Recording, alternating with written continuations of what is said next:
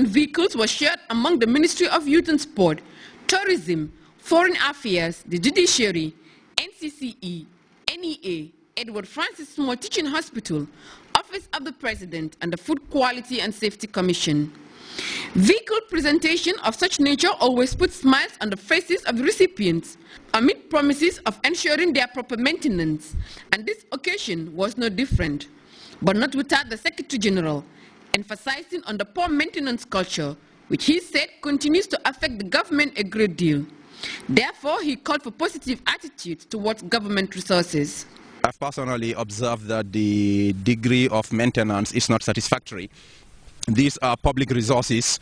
I think we should handle them with much care, with as much care or even better care than our personal resources. I think if we handle these resources like we do our personal cars, they will last longer than they currently do. And I hope that they will be used for the purposes for which they are given, that is for official functions. For Her Excellency the Vice President, the Gambian leader continues to reach out to all across all facets of development. Thus the onus now lies on Gambians to deliver to expectation. I think maintenance is critical. To have a longer lifespan for any of these vehicles, they have to be maintained properly. And these vehicles are very expensive vehicles, knowing by the brand Ford. Ford is a good brand. So we expect preventive maintenance as and when required. Please, if you drive so many miles, you are required to go and ensure maintenance, please do that, so that you can have less of breakdown maintenance. Because, I mean, once it starts breaking down, you know the cost is very expensive. It chops into your resources anyway. Operation and maintenance of vehicle would not even cover the cost. So I'm appealing that we make good use of these vehicles. Like the Secretary General has appealed, and even other previous speakers have promised that they'll make sure that the vehicles are used for the purposes for which they are meant. This latest fleet of 21 vehicles provided by the Gambian leader will in no small measure contribute effectively to easing the mobility constraint that warranted this presidential gesture, cognizant of the fact that effective mobility can be a catalyst to rapid socio-economic development. Aissatou Badiane Sarr, Grts. Well, that report by Aissatou Badiane Sarr takes us to our first break. We'll be back with news from outside the Gambia.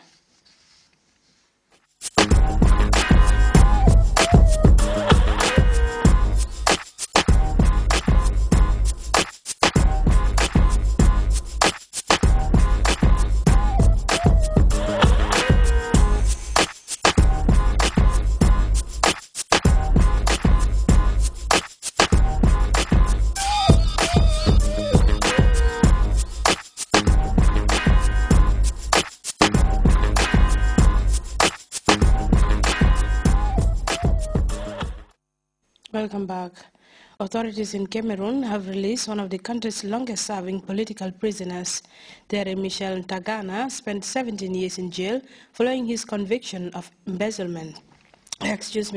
Madagascar has named a new prime minister after former president Andre Rajoelina rejected the post. Unsuspected Boko Haram militants have killed 43 students in northeastern Nigeria. We have details of those stories and others in this African News Roundup.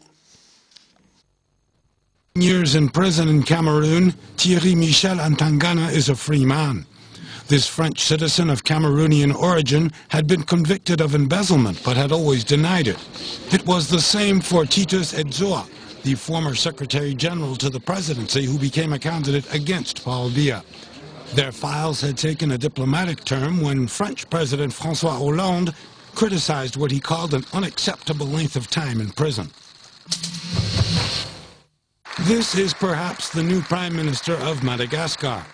After weeks of suspense, the name Haja André Rezamp was put forward by the MAPAR, the political party of André Razoel. The President of Madagascar must now accept the choice or not. A number of political parties are contesting the nomination. In the northeast of Nigeria, 43 students were killed by Boko Haram Islamic radicals. The massacre took place in the dormitory of a boarding school at night. The army appeared to be unable to protect the people, though Head of State Goodluck Jonathan defended the action of the military forces. He said Nigeria is working with neighboring Cameroon to fight the Islamic radicals. Senegal Donor partners have pledged to inject some 7 billion euros into the Senegalese economy. President Macky Sall led the charm offensive to engage international donors in Paris. The new development plan is set to revitalize Senegal's economy and social service growth. We have details in the CFR report. Macky Sall has succeeded in securing pledges of over 7 billion euros at an international donor conference held at the World Bank headquarters in Paris.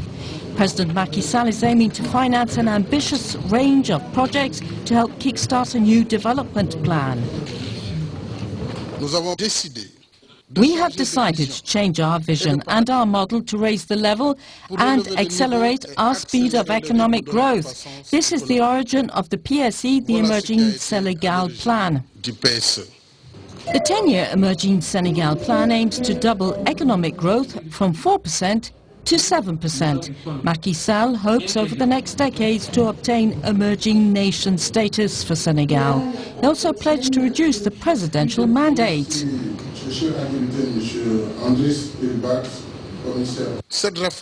This reform would reduce the actual presidential mandate from 7 to 5 years, and it will be renewable just once. It will be applicable immediately. This development plan will boost agriculture, fisheries, agro-industry, mining and tourism. The government also hopes to make Senegal a logistics hub for West Africa. I congratulate the Senegalese authorities for this vision. The most important element is that this is a lasting vision that can help maintain high-level economic growth. I think we have to pick up speed and show quick results in the execution of these programs. Senegal has 5 years in which to achieve its declared aims.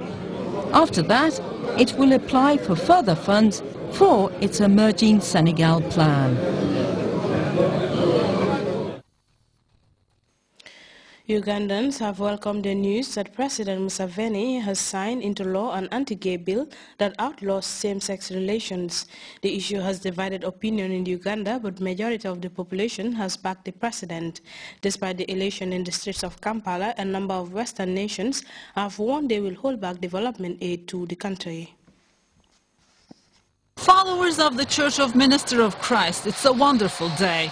They can't find enough words to praise President Museveni, who has just signed a controversial anti-gay bill into law. I am from Godfrey Foundation. He has saved the young generation from the sin that caused the destruction of Sodom and Gomorrah. May God bless our president with all his plans for God and my country.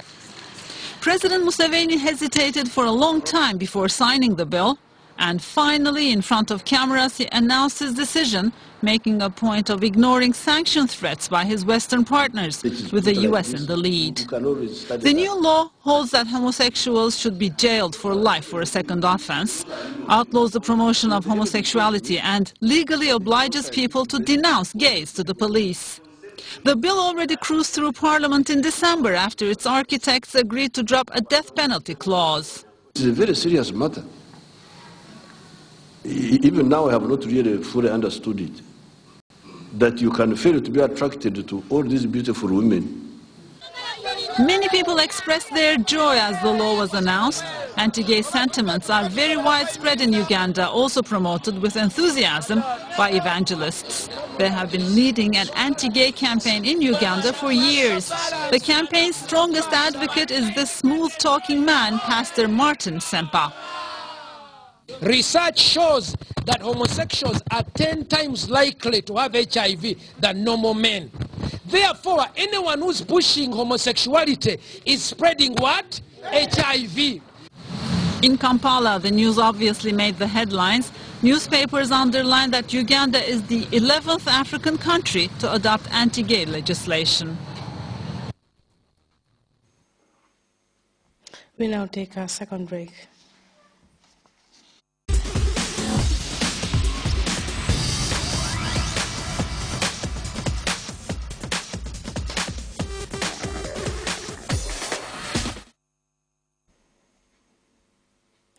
And before we end the news, a look once again at the headlines. The Vice President and Minister for Women's Affairs has presented 21 vehicles to various